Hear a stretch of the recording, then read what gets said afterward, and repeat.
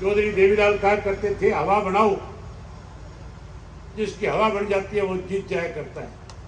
चौटाला, जोरदार तालियों से ताऊ देवीलाल, भाई अभय सिंह जी चौटाला, चौधरी ओम प्रकाश जी चौटाला, ताऊ देवीलाल। 20 फरवरी से एक परिवर्तन यात्रा शुरू करी थी और जब परिवर्तन यात्रा शुरू करी तो बहुत सारे लोगों ने उसको लेकर के मजाक उड़ाने का प्रयास किया। कुछ लोगों ने बयान दिए थे यात्रा 4 दिन नहीं चलेगी,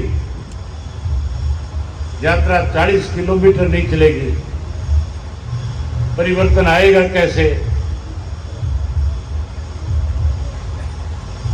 और जब मैंने उस यात्रा की शुरुआत करी नूह के सिंगार गांव से, तो मेरे साथ जो यात्रा में शामिल साथी थे उनका उत्साह देखने वाला था। उनमें एक अलग जोश था, एक अलग जज्बा था। सब में एक इस बात को लेकर के हौसला था कि हम परिवर्तन करके रहेंगे। और वो यात्रा जब 6 महीने 11 दिन हरियाणा प्रदेश के 90 विधानसभा क्षेत्रों से होकर के गुजरी और चौधरी देवीलाल जी के जन्म दिवस पे जब कैथल पहुंची तो लाखों की संख्या में लोगों ने उस यात्रा का स्वागत करने का काम किया था। ये बात मैं इसलिए आपसे शेयर कर रहा हूं, बता रहा हूं। उस वक्त मैंने खुल करके कहा था कि हरियाणा में बहुत बड़ा परिवर्तन आएगा। मैंने कहा था कि भाजपा और जसपा सत्ता से बाहर हो जाएगी। लोग कांग्रेस को सत्ता के नजदीक नहीं आने देंगे। आज पूरे प्रदेश में उसी किस्म के हालात हैं। आज भारतीय जनता पार्टी का कोई भी नेता किसी भी गांव में जाकर के जनसभा नहीं कर सकता। किसी गांव में अकेला जाकर के किसी से वोट नहीं मांग सकता। सब जगह भाजपा का डट करके विरोध है। आज पुलिस फोर्स के साथ गांव में जाते हैं, उस इलाके का जो थानेदार होता है वो गांव के सरपंच को बुला करके कहता है, अगर तेरे गांव में किसी किस्म की किसी ने नाराजगी व्यक्त करी, किसी ने विरोध किया तो तेरे खिलाफ कार्रवाई करेंगे। लेकिन लोगों का जो गुस्सा है वो शांत होने का नाम नहीं ले रहा, दिनों दिन बढ़ता जा रहा है।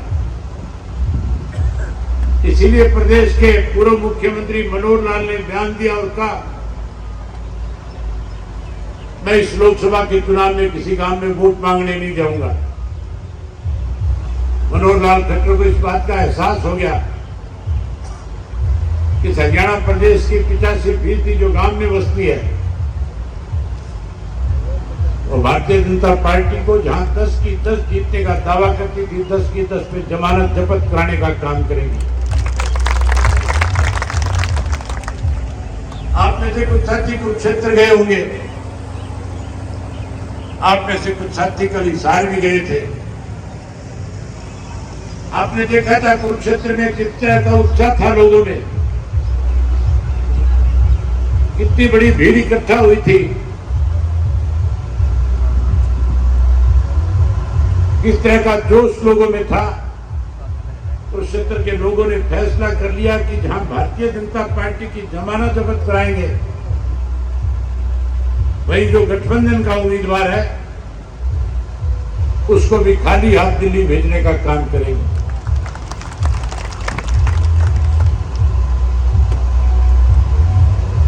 यहां पे भी इस तरह की अफवाहें फैलाई जा रही है। यहां भी लोगों के बीच में अफवाह फैलाने वाले लोगों को भेजा जा रहा है, कहा जा रहा है कि शैलजा की स्थिति अच्छी है। अगर सरसा में शैलजा की स्थिति अच्छी होती तो फिर 10 साल पहले छोड़ करके नहीं भागती सरसा, फिर सरसा में चुनाव लड़ती।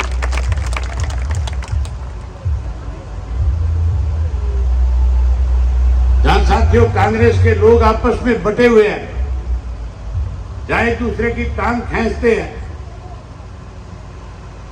आपको चिंता करने की जरूरत नहीं, आपको केवल अपने बूथ को जीतने की जरूरत है। ये सरसा के कांग्रेसी, सरसा लोकसभा के कांग्रेसी आपस में एक दूसरे की टांग खींचेंगे, ये भितरघात करेंगे और ये भितरघात करके हमारे जीतने वाले उम्मीदवार संदीप के पक्ष में अपना वोट डलाने का भी काम करेंगे। ये प्रचार मेरे बारे में करेंगे, कहें अभय सिंह तो कुरुक्षेत्र में है, कुरुक्षेत्र से निकल नहीं सकता, वहां उसका चुनाव फंसा हुआ है। लेकिन साथियों, आपने ऐसी बातों की परवाह नहीं करनी। हर व्यक्ति ने अपने आप को अभय सिंह चौटाला समझ करके चुनाव को आगे बढ़ाना है। आज पूरे प्रदेश में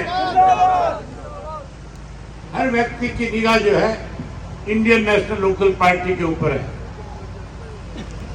मैंने उस परिवर्तन यात्रा के दौरान एक चीज को बहुत करीबी से देखा और समझा था। जहां लोग भाजपा से दुखी है, भाजपा को बदलना चाहते हैं, वहां हर व्यक्ति की इच्छा है कि Indian National Lokdal party Chaudhary Devilal की नीतियों की सरकार फिर से इस प्रदेश और देश में बने। प्रदेश में सरकार साथियों तब बनेगी जब आप लोकसभा के चुनाव में अपने उम्मीदवार को भारी बहुमत से जिताने का काम करोगे। मुझे सरसा के लोकसभा क्षेत्र के एक एक कार्यकर्ता पे पूरा भरोसा है। अब लगातार 20 दिन हर रोजाना अपना बूथ कैसे जीता जाए, इसके लिए अपने बूथ के मतदाताओं से संपर्क करने का काम करेगा। अगर आपने अपने अपने बूथ के ऊपर मतदाताओं के साथ संपर्क कर लिया, अगर आपने घंटा घंटा टाइम रोज निकाल लिया, तो साथियों मान करके चलो लाखों की वोट से आपका उम्मीदवार यहां से चुनाव जीत जाएगा।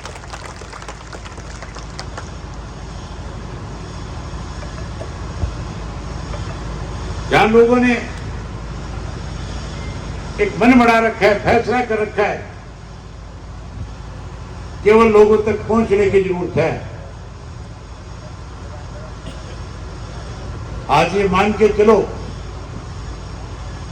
चुनाव की शुरुआत है,